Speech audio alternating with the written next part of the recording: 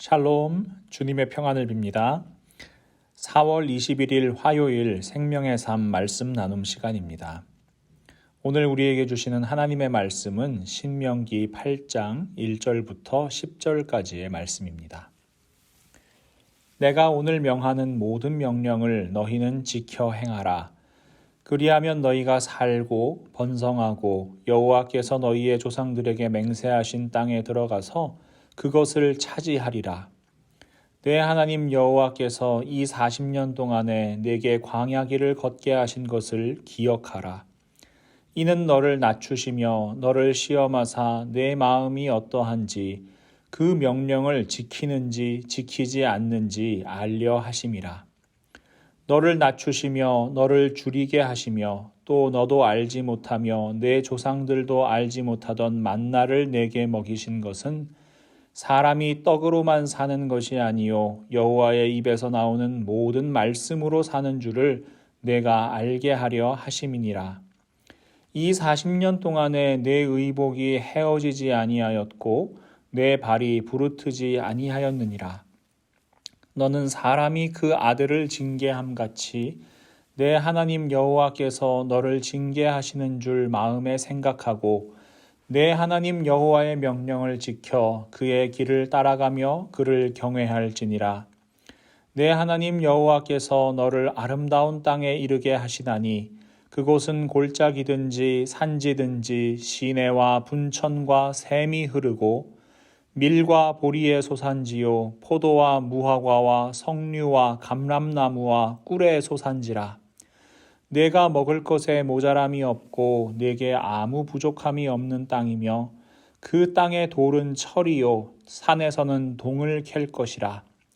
내가 먹어서 배부르고 내 하나님 여호와께서 옥토를 내게 주셨으므로 말미암아 그를 찬송하리라. 아멘. 함께 기도하겠습니다. 사랑과 은혜가 충만하신 우리 하나님 참 감사합니다. 오늘도 저희에게 새날 주심을, 저희에게 새 생명 주심을 진심으로 감사합니다. 하나님, 주님께 받은 이 생명 가지고 이 날을 살아갈 때에 저희의 마음이 허탄한 곳에 향하지 아니하도록 도와주시고 저희들이 정직한 손과 깨끗한 마음으로 하나님께서 보시기에 아름다운 삶을 살아갈 수 있도록 하나님 저희와 함께하여 주시옵소서. 하나님, 오늘도 하나님의 말씀 앞에 섭니다. 겸손히 서게 하시고 이 하나님의 말씀이 저희가 이 땅을 살아갈 힘과 지혜와 능력과 용기가 되게 하여 주시옵소서. 예수님의 이름으로 간절히 기도합니다. 아멘. 오늘 본문 말씀은 예수님께서 공생애를 시작하시며 마귀에게 시험을 받으실 때 인용하셨던 성경 구절로 아주 유명한 말씀입니다. 마태복음 4장 1절부터 4절 말씀입니다. 그때 예수께서 성령에게 이끌리어 마귀에게 시험을 받으러 광야로 가사 40일을 밤낮으로 금식하신 후에 줄이신지라. 시험하는 자가 예수께 나와서 이르되 내가 만일 하나님의 아들이여든 명하여 이 돌들로 떡덩이가 되게 하라.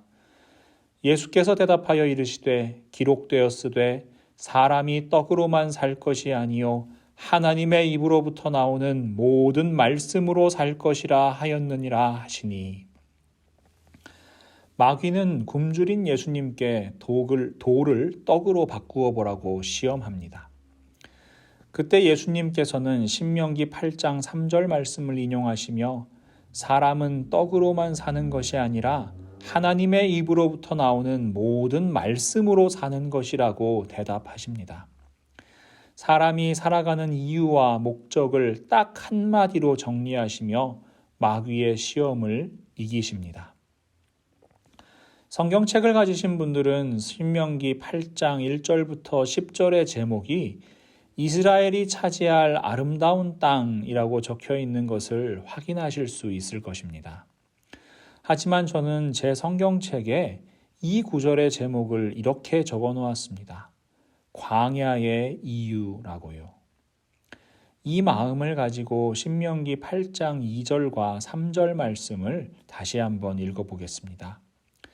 내 하나님 여호와께서 이 40년 동안에 내게 광야길을 걷게 하신 것을 기억하라. 이는 너를 낮추시며 너를 시험하사 내 마음이 어떠한지 그 명령을 지키는지 지키지 않는지 알려 하심이라. 너를 낮추시며 너를 줄이게 하시며 또 너도 알지 못하며 내 조상들도 알지 못하던 만나를 내게 먹이신 것은 사람이 떡으로만 사는 것이 아니요 여호와의 입에서 나오는 모든 말씀으로 사는 줄을 내가 알게 하려 하심이니라. 하나님께서 이스라엘 백성들을 40년 동안이나 광야에서 행진하게 하신 이유가 무엇입니까? 이스라엘 백성들을 낮추시고 이스라엘 백성들이 하나님의 명령을 지키는지 지키지 않는지 시험하려 하심이었습니다. 굶주림을 주신 것도 또 만나를 내려주셔서 먹이신 것도 모두 사람이 떡으로만 사는 것이 아니라 하나님의 말씀으로 사는 것임을 알게 하기 위함이었습니다. 그런데 문득 이런 생각이 듭니다. 그래도 40년은 너무 긴 시간이 아닌가요? 광야 말고 좀 좋은 환경에서 하나님께서 말씀해 주셔도 괜찮은 것 아니었나요?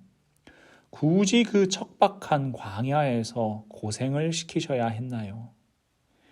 이 질문에 대한 하나님의 대답은 너무나 분명합니다. 너희가 하나님의 아들이기 때문이다. 신명기 8장 5절과 6절 말씀입니다. 너는 사람이 그 아들을 징계함 같이 내 하나님 여호와께서 너를 징계하시는 줄 마음에 생각하고 내 하나님 여호와의 명령을 지켜 그의 길을 따라가며 그를 경외할지니라. 다른 이유가 없습니다. 아들이기 때문입니다. 히브리서의 기자는 잠언 3장 11절과 12절 말씀을 인용하여 고난당하는 성도들에게 인내를 권면합니다. 히브리서 12장 4절부터 8절 말씀입니다. 너희가 죄와 싸우되 아직 피 흘리기까지는 대항하지 아니하고 또 아들들에게 권하는 것 같이 너희에게 권면하신 말씀도 잊었도다. 일러스되 내 아들아 주의 징계하심을 경히 여기지 말며 그의 꾸지람을 받을 때에 낙심하지 말라. 주께서 그 사랑하시는 자를 징계하시고 그가 받아들이시는 아들마다 채찍질 하심이라 하였으니 너희가 참음은 징계를 받기 위함이라. 하나님이 아들과 같이 너희를 대우하시나니 어찌 아버지가 징계하지 않는 아들이 있으리요. 징계는 다 받는 것이거늘 너희에게 없으면 사생자요 친아들이 아니니라.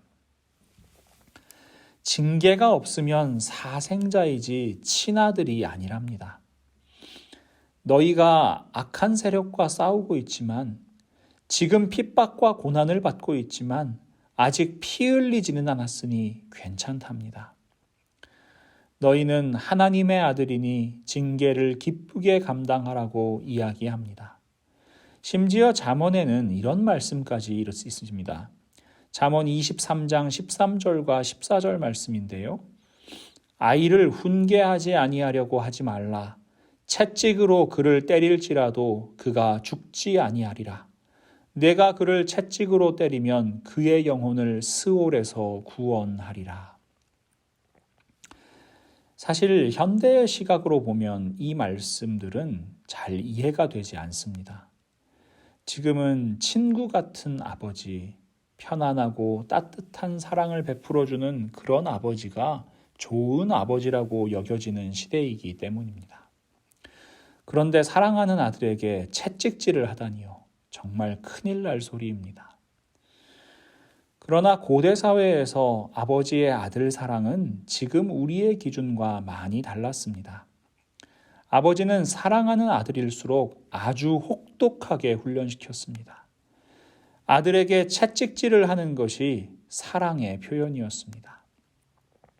로마의 학자였던 할리카르나수스의 디오니시우스라는 사람은 이런 글을 남겼습니다.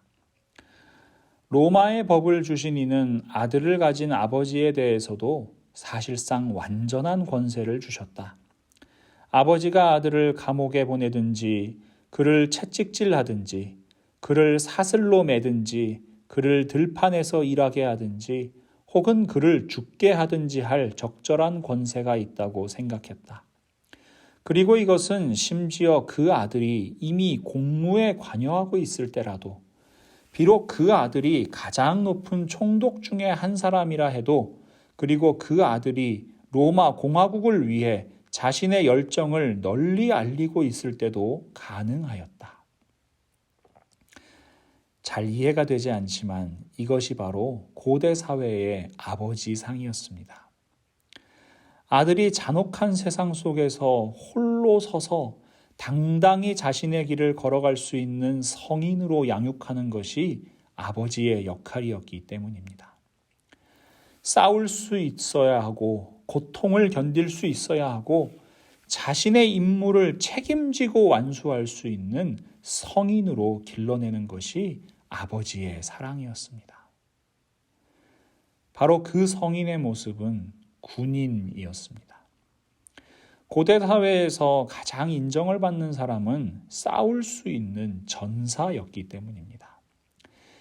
민수기에서 이스라엘 백성들의 수를 셀 때도요, 그 기준이 되는 것은 20세 이상으로 싸움에 나갈 만한 각 남자였습니다. 이런 관점에서 보면 우리는 하나님 아버지의 사랑이라는 말을 참 많이 오해하고 있는지도 모르겠습니다. 우리는 하나님의 사랑을 아주 낭만적으로 받아들이는 경우가 많지요. 좋은 것을 먹여주시고 좋은 옷을 입혀주시고 험난한 길이 아니라 꽃길, 푸른 초장과 쉴만한 물가로 인도하시는, 바로 그렇게 보호해 주시는 하나님 아버지에 대한 이미지, 그것만 떠올리는 것은 아닌가 하는 이야기입니다. 고난과 역경, 이런 단어는 하나님의 사랑과 잘 어울리지 않는다고 생각하기 쉽습니다. 보호, 안전, 평안, 풍요와 같은 단어가 하나님의 사랑을 잘 표현한다고 생각하는 것이죠. 그러나 여러분, 우리의 아버지가 되시는 하나님의 모습은 그런 모습에 한정되지 않습니다.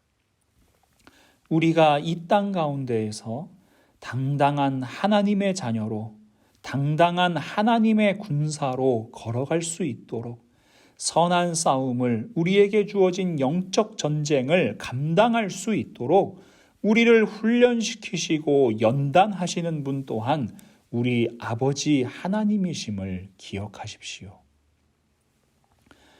출애굽한 이스라엘 백성들의 모습을 한번 생각해 보겠습니다. 하나님께서는 크신 권능의 손길로 이스라엘 백성들을 애굽으로부터 인도해 내셨습니다. 애굽에서 노예로 살아가던 이스라엘 백성들은 하나님께서 약속하신 가나안 땅으로 이동하기 시작하였습니다. 사실 이스라엘 백성들은 마냥 기뻐할 수만은 없는 상황이었죠. 왜냐하면 맏아들을 잃은 그 끔찍한 피해를 입은 애굽 사람들이 언제 그들을 추격해 올지 알 수 없는 일이었기 때문입니다. 출애굽기 12장 37절부터 39절 말씀에는 이날의 모습을 이렇게 기록하고 있습니다. 이스라엘 자손이 라암셋을 떠나서 숫곳에 이르니 유아 외에 보행하는 장정이 60만 가량이요 수많은 잡족과 양과 소와 심이 많은 가축이 그들과 함께하였으며 그들이 애굽으로부터 가지고 나온 발교되지 못한 반죽으로 무교병을 구웠으니 이는 그들이 애굽에서 쫓겨남으로 지체할 수 없었음이며 아무 양식도 준비하지 못하였음이었더라. 애굽에서 쫓겨나다시피 급하게 빠져나오는 장면을 묘사하고 있습니다. 제대로 식량을 준비하지도 못한 채 서둘러 길을 떠나야만 했습니다. 마치 야반도주하는 도망자 혹은 전쟁을 피해 도망가는 피난민 같은 모습이었습니다.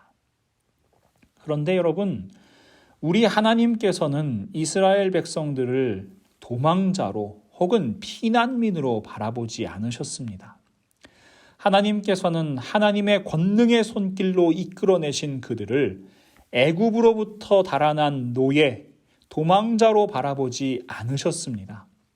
출애굽기 12장 41절에서 하나님께서는 이렇게 말씀하십니다. 430년이 끝나는 그날에 여호와의 군대가 다 애굽 땅에서 나왔은즉, 여호와의 군대, 하나님의 눈에 분명 그들의 모습은 여호와 하나님의 군대였습니다. 그들은 출애굽 바로 전날인 1월 13일까지 애굽의 노예였습니다. 그런데 1월 14일 유월절을 기점으로 그들의 신분은 하나님의 군인이 되었습니다. 그들의 정체성은 더 이상 도망친 노예가 아니었습니다. 비록 겉모습은 바뀌지 않았습니다. 그러나 그들의 신분은 분명히 달라졌습니다. 이제 그들은 도망친 노예가 아니라 하나님의 군대로 훈련받고 하나님의 군사로 살아가야 하는 상황에 놓여 있는 것입니다.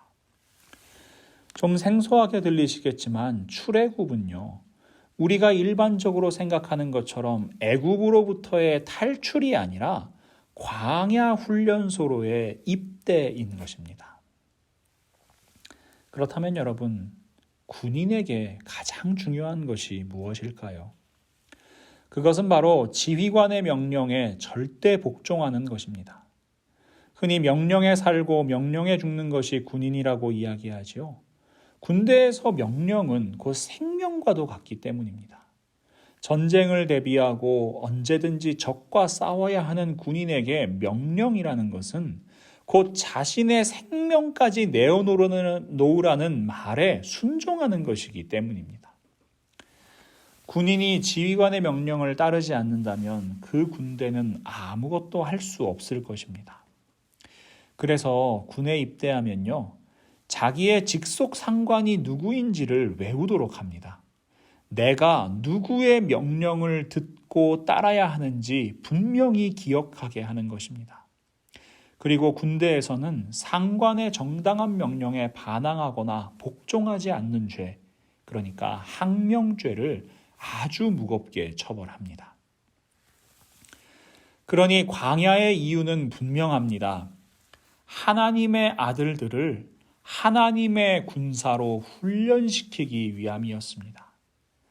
하나님의 명령에 따르고 지휘관이신 하나님의 말씀대로 살아가는 하나님의 군사로 훈련시키고자 하신 것입니다.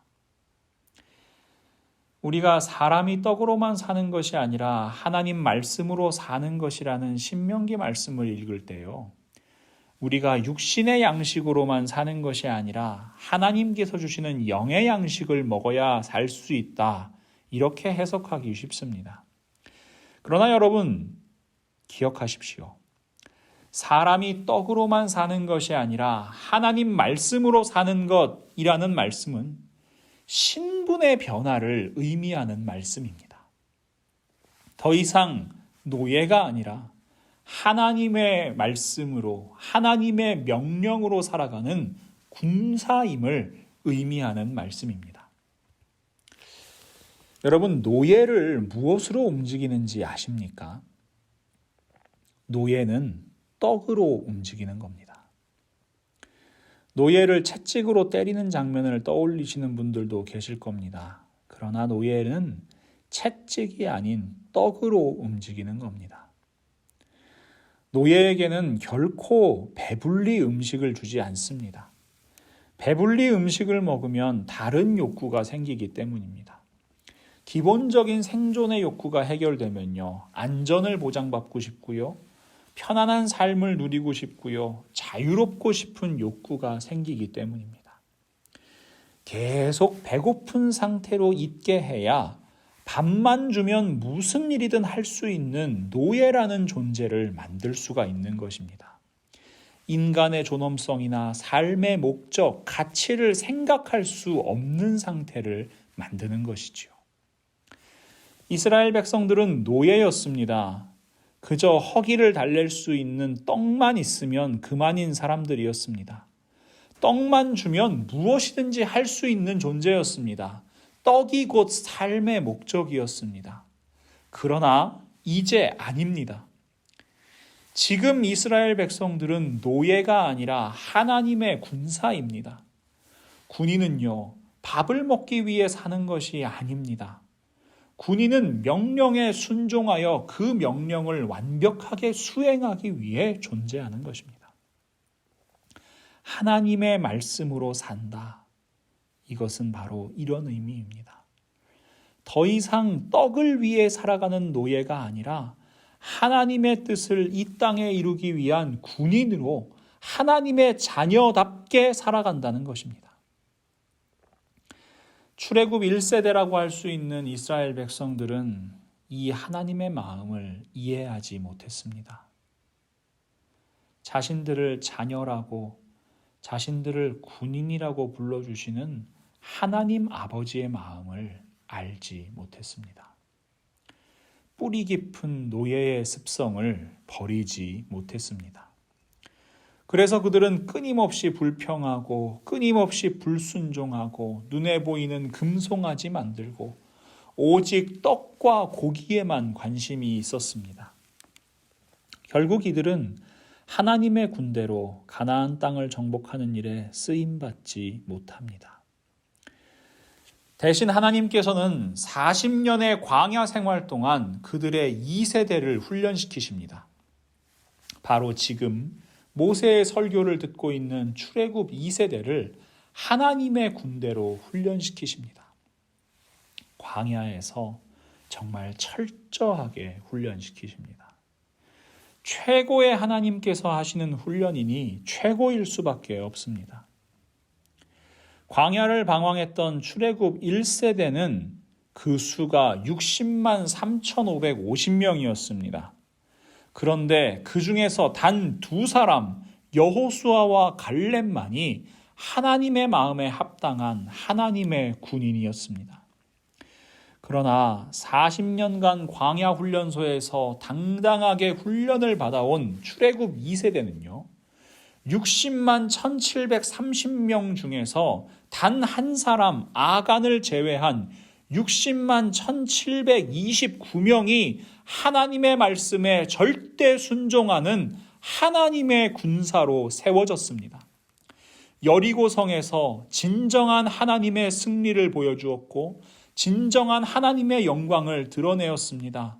눈앞에 있는 재물이나 눈앞에 있는 음식, 세상의 떡에 마음을 빼앗긴 노예가 아니라 하나님 아버지의 자녀로 하나님 아버지의 좋은 군사로 당당하게 설 수 있었습니다. 사랑하는 성도 여러분, 여러분은 노예입니까? 아니면 군사입니까? 여전히 죄와 사망과 율법의 노예로 살아가고 계십니까? 아니면 하나님의 자녀로 광야의 훈련을 이겨내고 있는 좋은 군사로 훈련받고 있습니까? 사도 바울은 그의 영적 아들인 디모데에게 권면합니다. 디모데후서 2장 1절부터 4절까지의 말씀입니다. 내 아들아, 그러므로 너는 그리스도 예수 안에 있는 은혜 가운데서 강하고 또 내가 많은 증인 앞에서 내게 들은 바를 충성된 사람들에게 부탁하라. 그들이 또 다른 사람들을 가르칠 수 있으리라. 너는 그리스도 예수의 좋은 병사로 나와 함께 고난을 받으라. 병사로 복무하는 자는 자기 생활에 얽매이는 자가 하나도 없나니 이는 병사로 모집한 자를 기쁘게 하려 함이라.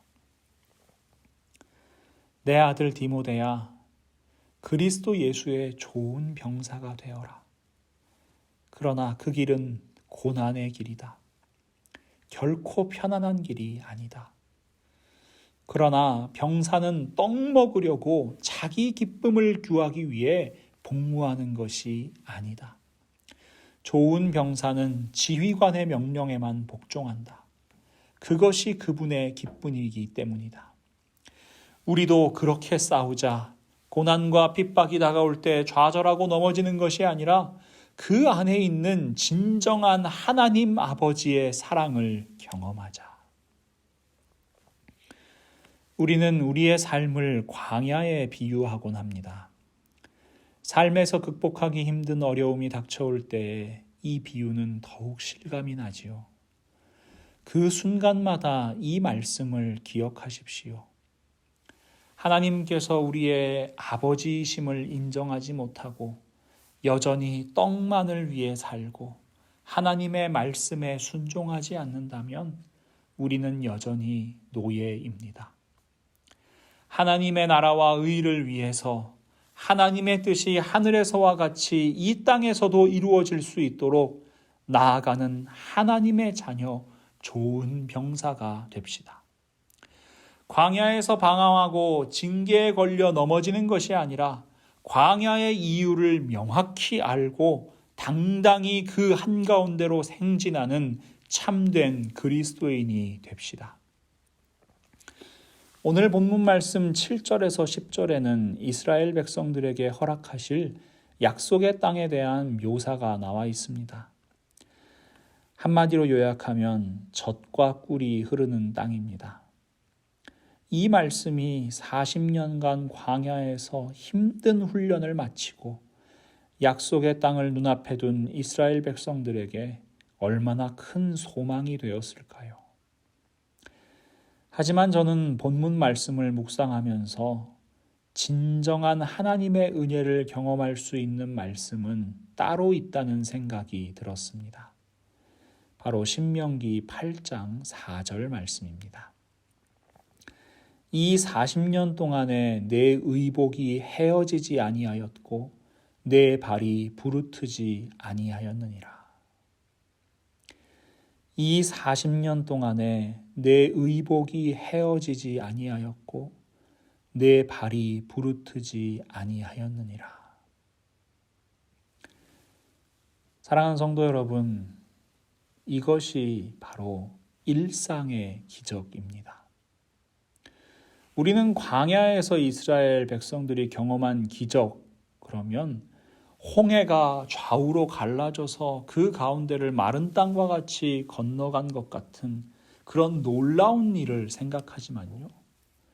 사실 매일매일 매 순간순간 경험할 수 있었던 하나님의 기적은 바로 40년 동안 지금 입고 있는 의복이 헤어지지 않고 매일매일 그 험난한 광야를 걸어감에도 불구하고 발이 부르트지 아니하도록 하나님의 손길로 그 발걸음을 붙잡아 주시는 그 은혜, 그것이 바로 기적인 것입니다. 광야는 징계인 줄만 알았습니다. 광야를 혼자 걷는 것 같아서 힘들었습니다. 불평불만할 때도 있었습니다. 주저앉고 싶을 때도 있었습니다. 그러나 그곳에서도 우리 하나님 아버지는 언제나 함께 하셨습니다.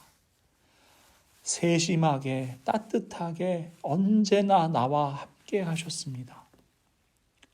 춥지는 않을까? 혹시 발이 부르터서 발이 아파서 걷지 못하지는 않을까? 노심초사하시며 우리와 함께 하시는 분, 그분이 바로 우리 아버지 하나님이십니다. 사랑하는 성도 여러분, 지금 광야에 서 계십니까? 그곳에서 방황하는 것이 아니라 하나님의 나라와 의를 위해 당당히 행진하는 우리가 되기를 소망합니다. 힘들지만, 어렵지만, 막막하지만, 앞이 보이는 것 같지 않지만 날마다 세심하게 따뜻하게 우리를 돌보시는 하나님의 사랑과 은혜를 체험합시다.